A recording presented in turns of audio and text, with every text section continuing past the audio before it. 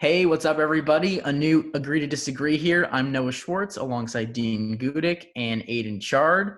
We got a big show, a really big show today because baseball is back. I just did a video Woo! that went on our social media a few minutes ago. Baseball is officially back. What we feeling, boys?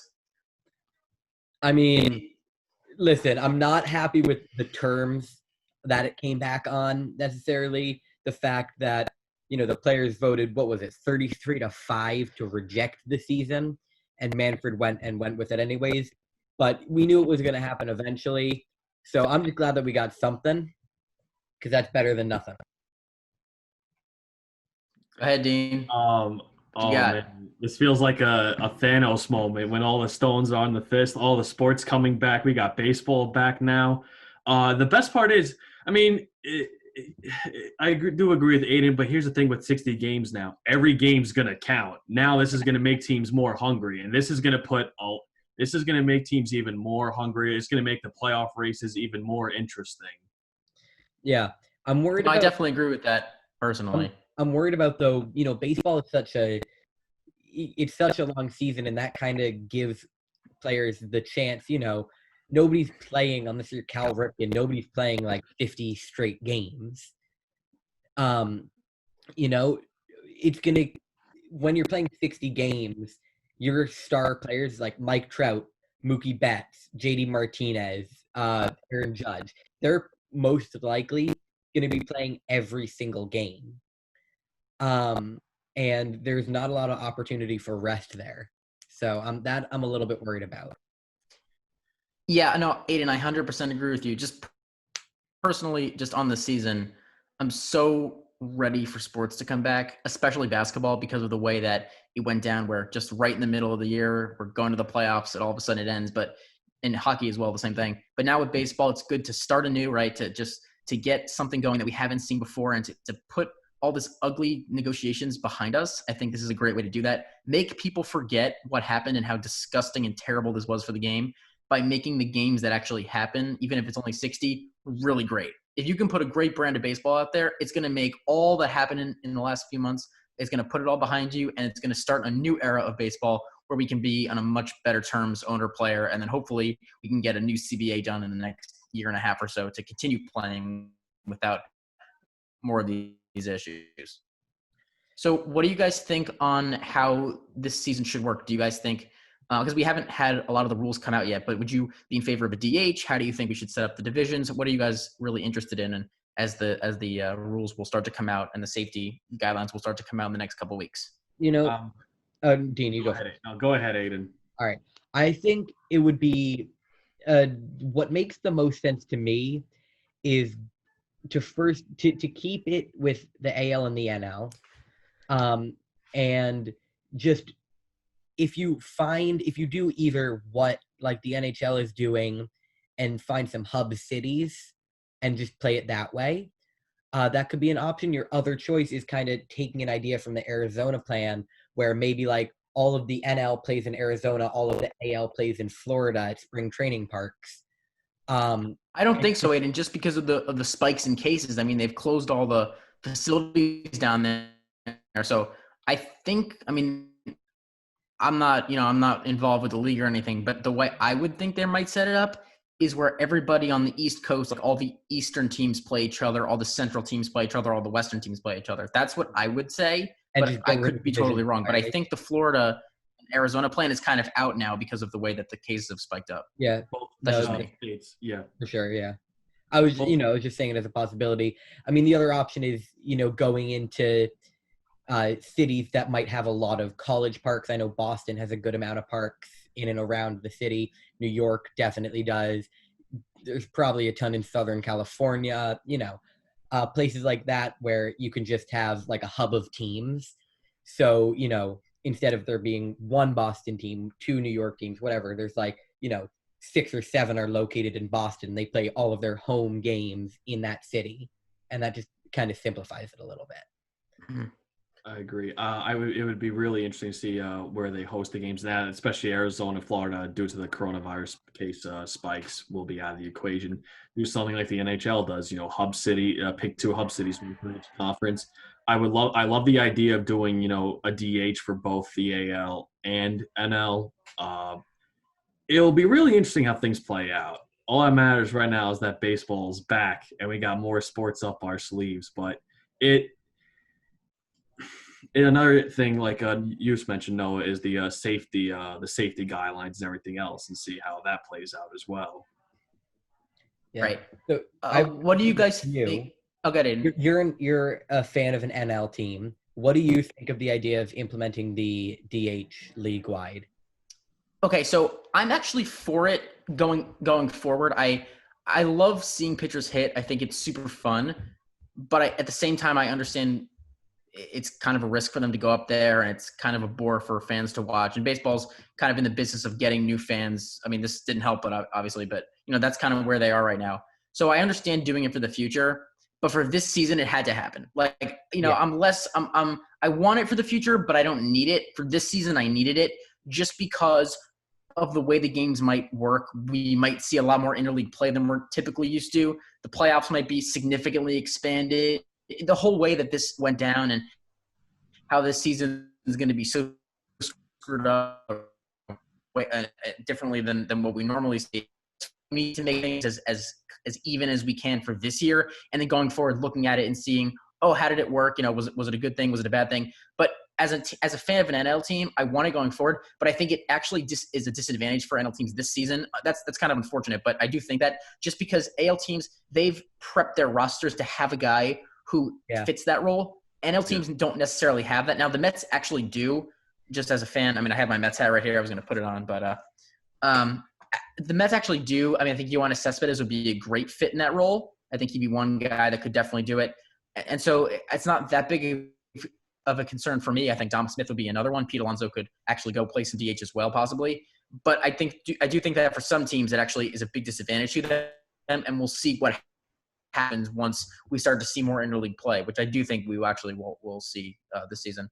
Another rule that was voted in for this season is the 3-batter minimum, and I think we've talked about that a little bit on the show.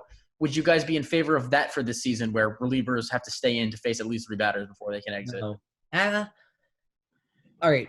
My initial statement is no, because I hate the rule. That being said, if it's going to be implemented into any season, put it in a 60-game season and not a 160-game season, because we'll be able to see in a shorter time span whether or not it works in a season that, if we're being honest, we all know it's not going to mean as much.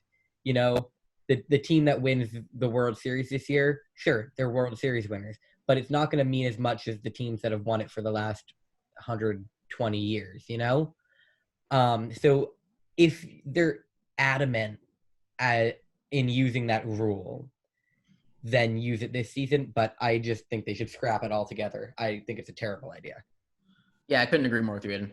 I think that here's the thing about that rule. When I heard about it, like you, Aidan, I didn't like it, but I feel like they should only let that rule be like a demo for this year only. Like, give it a shot. If it doesn't work, don't do it again. If it does, then maybe, it brings something up. Right. Yeah. What do you guys think about the legitimacy of the season? Because a lot of people have said, I don't consider this season.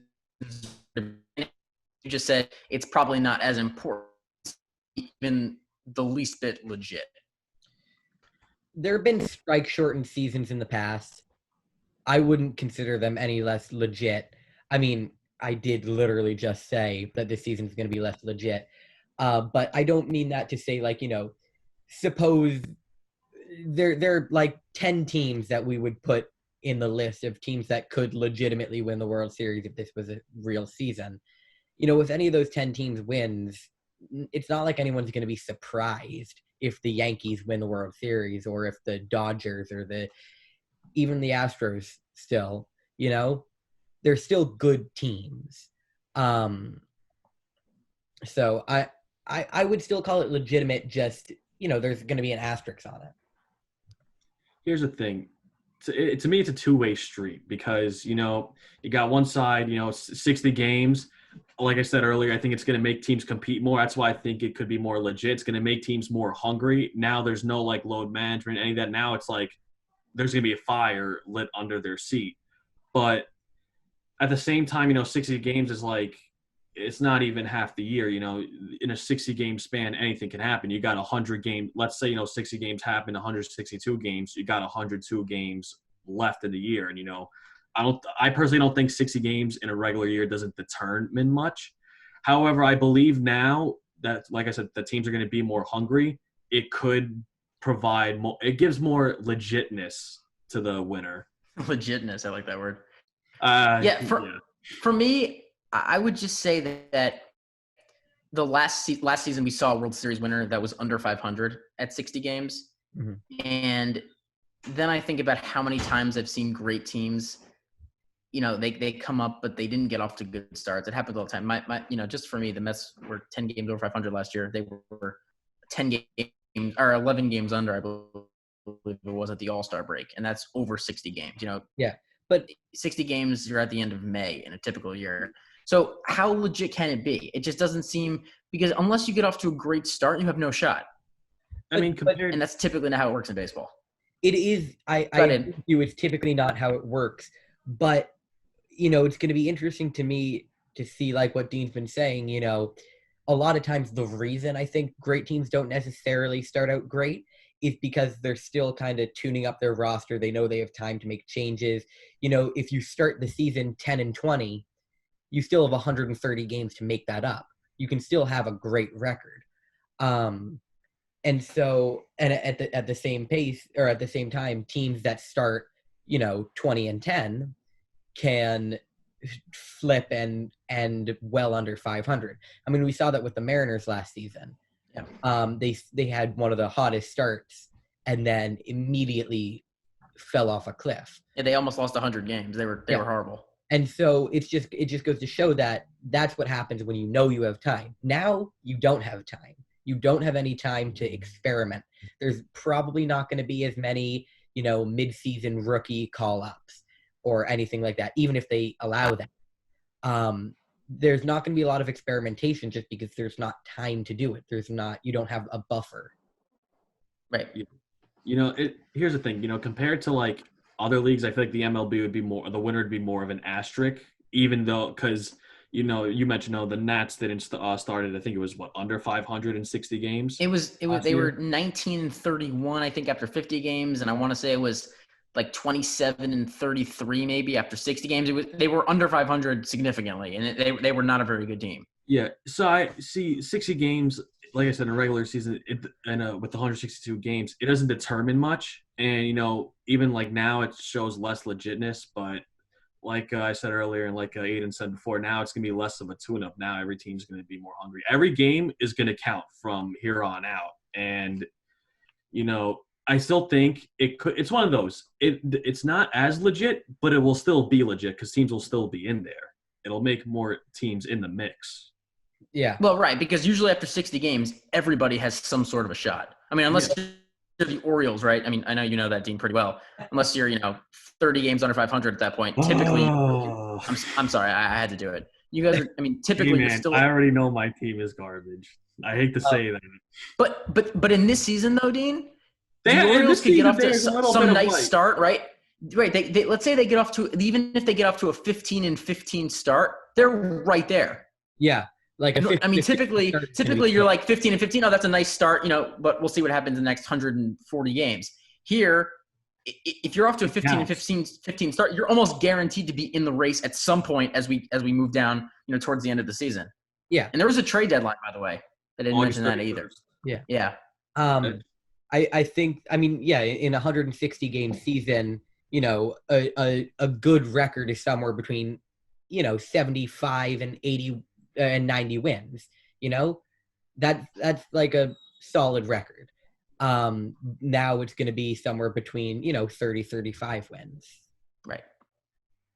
So what do you guys think? We talked about the World Series winner, but what do you guys think about the award winners? Do you consider it to be a legitimate MVP winner, a legitimate Cy Young winner, a legitimate Rookie of the Year, all those kind of personal awards that we hand out every season? Does that seem legit to you? Yes, because if you're playing the season, there's going to be standout players. There's going to be a player that deserves the MVP. There's going to be a player that deserves the Cy Young. It's the same as like a strike shortened season.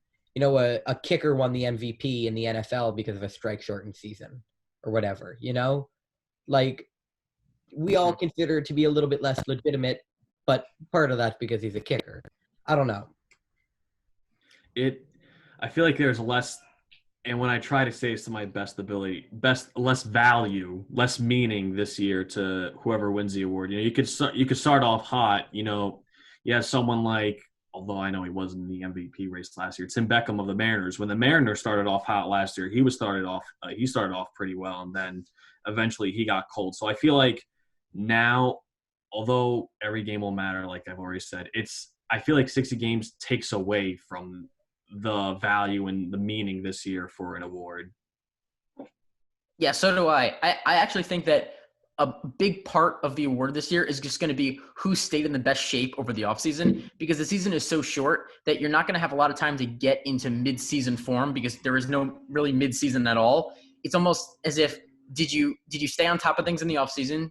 Did you work out, continue to be in shape all that during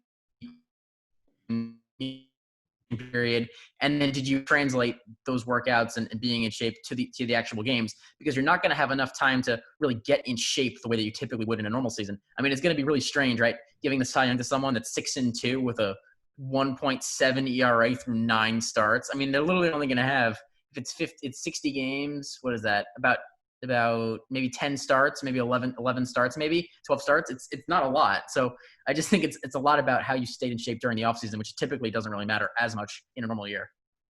Like anyone with that stat line, like you said, like 60 games, I feel like in a regular season, you don't win the award with that. Now in this year, so that's another example, like a player like that wins a Cy Young, you put an asterisk next to it because it's not a full year. And there's, like I said, less meaning and less value to the award now because of a short season. My dad and I were talking about something. All right. Want to make a quick World Series? Okay, good. We have to move on. No, go ahead. But my dad and I were talking. No, go ahead. Finish up, and then we'll do it. The idea that players, I think, if I read it correctly, they have the option to not report because they don't feel safe. What if enough players don't report that a team can't field, a full roster? Are teams going to start hiring scabs from strike shortened seasons? Or are they going to start bringing up AAA players? Like, what's going to happen if some team has 7 players say they're not coming? I know that's not that many, but I actually heard, and I saw this report on Twitter maybe an hour or two ago, that baseball's thinking about having a team that's located, and I want to say it was Nashville I think it was Nashville, that you can just sign players from if you need replacement players, whether guys don't report or they get COVID or something happens like that. And all you have to do is just pay that Nashville farm team to give you a replacement player for however long the period would be. And that player reports, he plays for you. And then I guess after however long you need him for, he just goes back, or maybe he stays with you if he plays well or something. But I did hear that idea, which I think is a good idea, because you do need some extra guys this season when, typically you would just call up your guys in the minor leagues, but maybe then you call up quick World Series picks before we move on. You call up that Nashville guy and he wins with the World Series. No. Yeah, there you go. Quick World Series picks before I move on to our next topic. Dean? As much as this pains me to say it, I'm really going to regret saying this. The New York Yankees. Trust me, I don't want that to happen. But wow. Blur that out. I'll blur that out. Wow. That's nice. Nice sign language you have there. Oh, God. Trust me, Aidan, I'm not rooting for the Yankees to win. I'd rather somebody else, but I feel like the Yankees have the team this year to win, especially getting Garrett Cole. I feel like it adds more to their team. I think you guys already know my pick. Wow. Yeah, okay. No Chris Sale, no Mookie Betts. That's going to go well for you. You don't need – no, we got Chris Sale. It's no Price.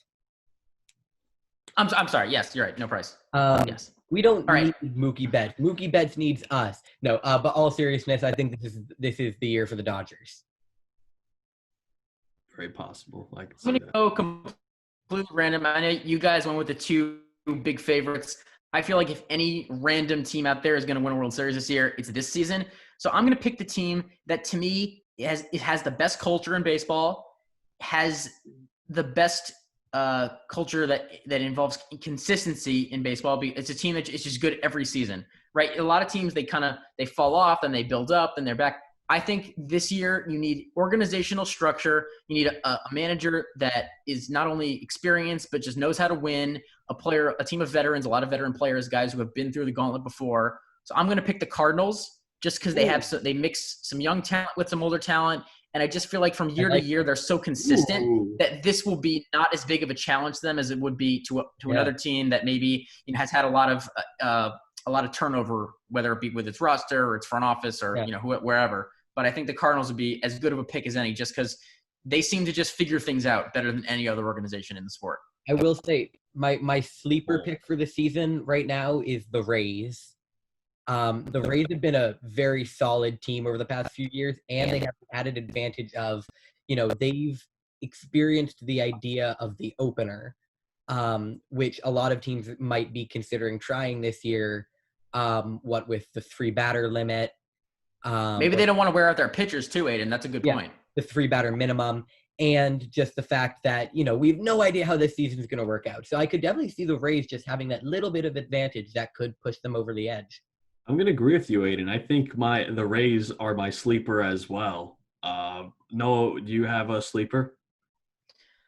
The Rays are typically sleeper just because they seem to just put together random rosters of guys and they just win 90 games every year. And Oakland is kind of the same way. So I don't want to pick them because they're the ones that always seem to do that. Yeah. So I'll pick a different team. I'll pick another smaller market team. I want to pick Cincinnati. I think they've got a talented roster. They've done a lot in free agency the last few years. And I think this is the year that they maybe start to put it together. They've got a nice pitching staff, Trevor Bauer, Luis Castillo, Sonny Gray. And they got a nice offense. They signed Mike Moustakas in the offseason. So I'll pick the Reds.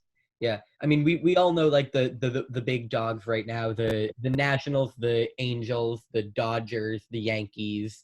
They're all going to be at the top. The Braves. They're all going to be at the top of the list. But this is going to be the season of mediocre teams or historically mediocre teams rising to the top.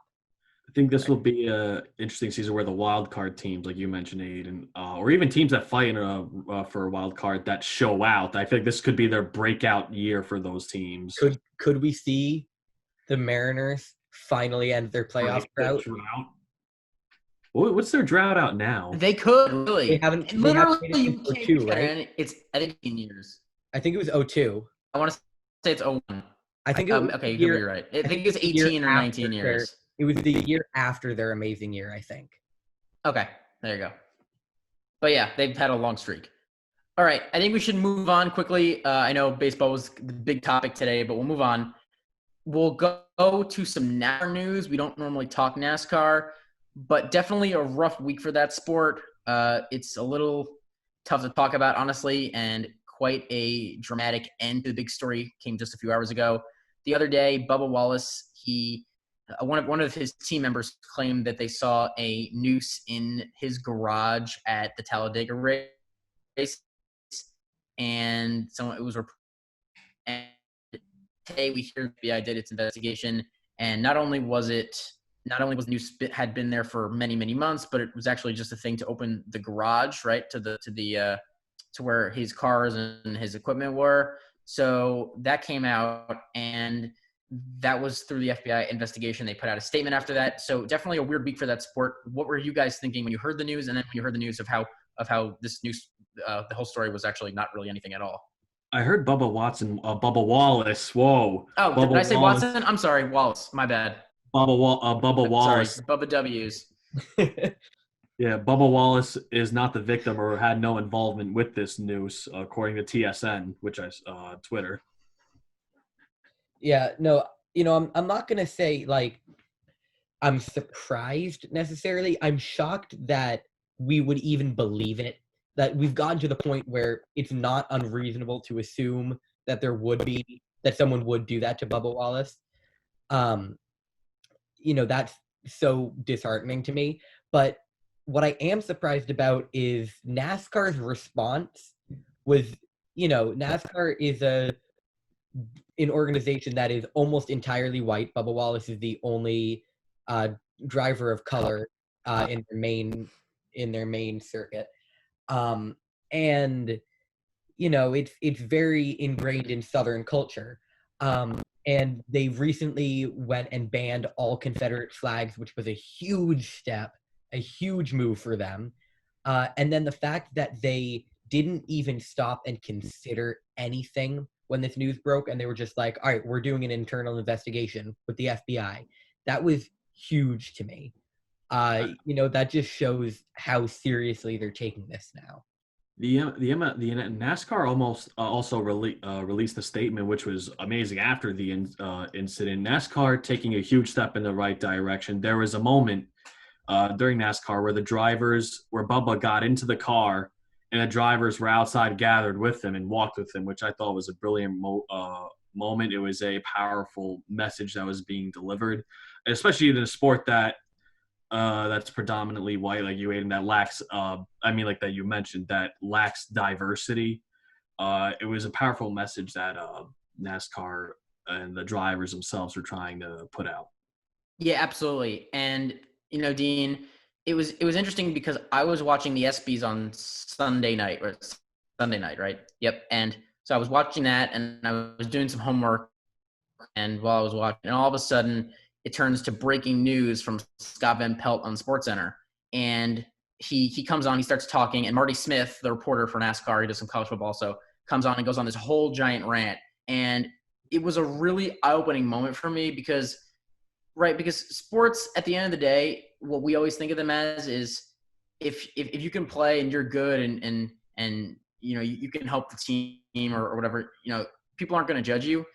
And that's how we tend to think of sports. And it's so wrong the way that we think about it. And this just made it so real for me, all this racial stuff, because I'm a sports fan. And this is really the first huge incident since this whole George Floyd event happened that has been on a field or on a track or, on a court, because we haven't really had any sports for any racial incidents to actually happen. And now for this to happen, it was pretty eye-opening for me. And I'm just happy that it ended up being not as big of a deal as it was being made out to be, just because I didn't want to see, obviously, any noose being put in someone's garage. But, at the end of the day, just happy that it turned out to be a lot of nothing. But at the same time, it shows you how much progress we need to make in sports and in other parts of life, obviously, but especially in sports, to promote equality and to make sure that things like this don't actually happen, even if this one turned out to not be that big of a deal. It's a huge step in the direction for a sport like NASCAR, especially like I said, for a sport that lacks diversity, take this issue seriously upon themselves and, handle it really well. I thought it was going to be like, a worse issue. I thought it was going to be worse than what it was, especially when the news came out. NASCAR also had on the side of their track a little I stand with Bubba, which was great. But the way that NASCAR handled it, Bubba himself, the drivers, I thought it was just perfect. Yeah. All right, you guys want to move on to just football quickly? I know that was a quick little segment there, and then we'll do our winners and losers. I think we can move on. All right, so I'm a little heated about this. I've been waiting to talk about it. We were going to do a show about it last week. It didn't ever materialize at the end of last week. So let's talk Jamal Adams, right? We'll talk about some Dak Prescott in a second also. So Jamal Adams, my superstar Jet safety, wants out of New York. He wants to go somewhere else, possibly Dallas, where he's from, possibly he made a list of like 7 teams, and all of them seem to be Super Bowl contenders outside of the Cowboys. Sorry, Cowboy fans. And I am so upset. I'm so upset with the organization. I'm so upset with Joe Douglas. I'm so upset with Adam Gase. Here's the thing about superstar players. When you draft a guy 6th overall, and I don't care what position the guy plays, you expect him to be one of the best players at this position from one of the first days he gets the league, right? Because, when you draft a guy that high, you have very lofty expectations. Yeah. Jamal Adams, from essentially game 1, was one of the best 5 safeties in football. By the end of his first season, he was clearly one of the best 5. By the end of his second season, was one of the best, maybe the second best, but that's the point of the day. He is so good. He is such a defense. He is such a superstar, perfect guy to be the leader of the football team. And now the Jets want to trade. I know Jack and I have debated this on the show before, and we've ranted about it before, so I'm not going to get into much of a screaming match right now about it. But what I do want to say is Jets, pay the guy, because and I know that it's not in position, and I know that it's hard to say, let's make this guy the highest paid safety, considering it's not that important of a spot. But when you have a guy that's this good, you make exceptions, because when there's greatness and there's greatness involved in it, you have to make exceptions. So Jets, do it, pay him, make him want to stay, and make this work, because he's the best player this franchise has had in probably half a decade or more. Go ahead, Dean. I agree with you. I know Aidan and I are different fans. We were a little stunned by this, but a little happy. We need a Foley Jack was here to rant about Jamal Adams. Man, We would never end. Oh, it would it's never just- ending episode, but it's okay. I understand the frustration. Joe Douglas, the Jamal Adams is the best player that you've had in years since Darrelle Revis, and you pay him. You pay the best safety in the game right now. It's a two-way street. The Jets management is treating this poorly, but it's also that Jamal has like this diva attitude and kind of stabbing him in the back. You see, the videos on the internet, especially one where a man confronted him. Hey, Jamal, you trying to go to Dallas? He's like, and he was like, I'm trying, or something like that. It's videos like that show like he wants out and he's stabbing the Jets in the back. But the question is, which team can make this move? Who could afford for them, because the Cowboys can't afford him, in my opinion. Who has the assets to give the Jets to get Jamal Adams, and where would Jamal Adams end up signing, of course? Yeah, no, I agree. At first, my instant reaction was like, yes, I hate the Jets. No offense. Actually, a little bit of offense. I do hate the Jets. And I was very, very happy to hear that he wanted out. But then I started thinking, where is he going to end up going? And that's when I got afraid, because when he's on the Jets, he's not a threat. Yeah, he's irrelevant. He's irrelevant. Completely irrelevant to every single team except for, the 16 teams, or the 13 teams that the Jets play. Yeah. So that's that. But, if he goes to the Niners, then me as a Saints fan, I'm terrified. That would just be so unfair. No, that's too OP. It was notable when he released it, when we saw the list of his, prospective teams, the ones that are on his list. Two notable omissions were the Bucs and the Saints, two teams that I really think he would have been interested in going to. Now, I don't necessarily. I heard he wants to go to. I heard that he didn't put this on his original list, but Tampa Bay is one place he would go to. Yeah, I did hear that. This was on. I don't think the Saints necessarily have the capital to acquire him. I don't think it would work, but it was interesting to see. They're one of the better teams in the league right now, and he didn't have a desire to go there. And then the Bucs, I don't know why you wouldn't put that on there instantly. Who doesn't want to play with the team that's on the Bucs, that's down in Tampa right now? Well, this was on Pro Football Chase that he would welcome a trade at Tampa Bay, and he would like to reunite with his former Jets head coach and Todd Bowles. Yep. He could actually provide a crucial piece for the Bucs, especially with the weak secondary. Imagine having such bad coaches that Todd Bowles is the best coach in your team's history over the past 15 years. No, Rex Ryan. All right, on to Dak. We'll do that quickly before we head to winners and losers. Thoughts on Dak signing his big franchise tender? I think. Aidan, please take this away. I know you have a lot. I know you've had a lot of thought through this, so please share the stage. Yeah, please do. So, for those of you who don't know, I'm a big Dak hater. Join the bandwagon. I did respect him during. I think we all are Dak haters. I can't stand Dak. I did respect him during his rookie season. He had a great season. It was fun to watch him then. But now he's just gotten cocky. Dak is not one of the best quarterbacks in the league. Dak is not in the top half of quarterbacks in the league. I wrote an article for our friends at 1306 Sports. You guys should follow them, by the way. And I ranked all of the quarterbacks for the 2020 season. And Dak, I think I put him at 23 or something. Really? I have him a little higher. I think maybe I 8 don't or so. think that Dak is worth what he thinks he's worth. Dak hands the ball off so many times to Zeke in a season.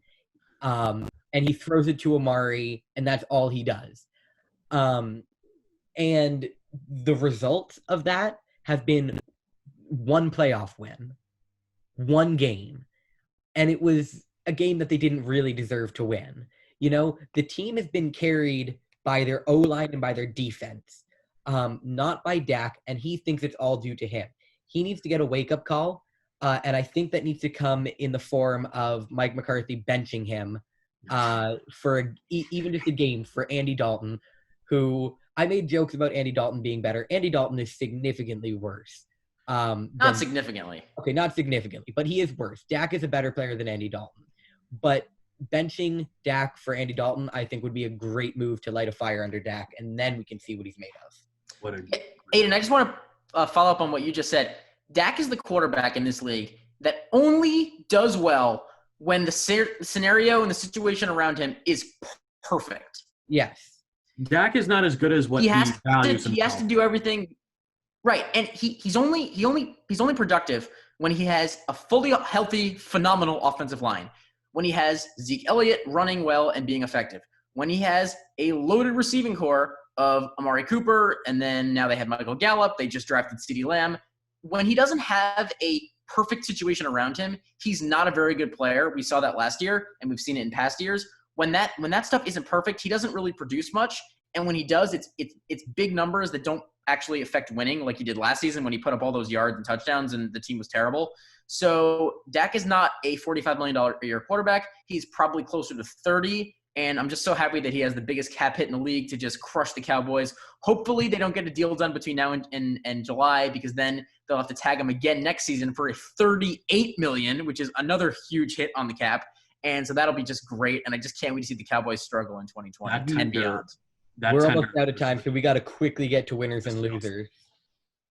All right, my winner of the week is actually baseball, because thankfully this happened. I know it was pretty tough, but we're here. We have games. I'm happy about that, so I'm moving on. I have two losers because Jack's not here. My first loser is actually the MLB Players Association. I think they lost a lot of credibility with just the fact that, Manfred went and said, hey, you dislike this? Well, we're doing it anyways. And Dean, go ahead. Two winners. One, baseball fans, of course, and two, soccer fans.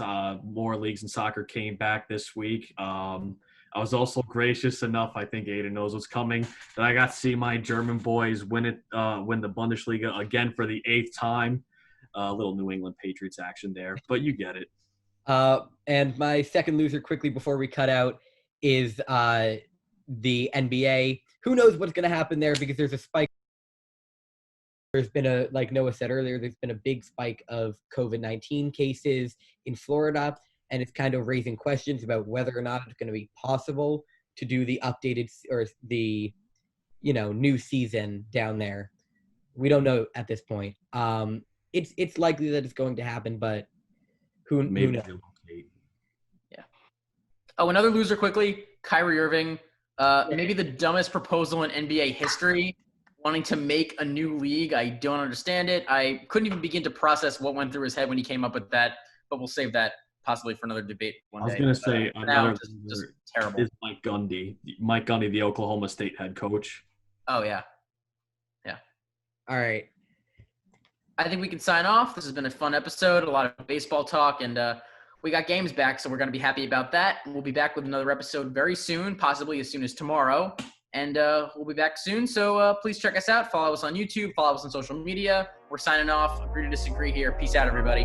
See y'all.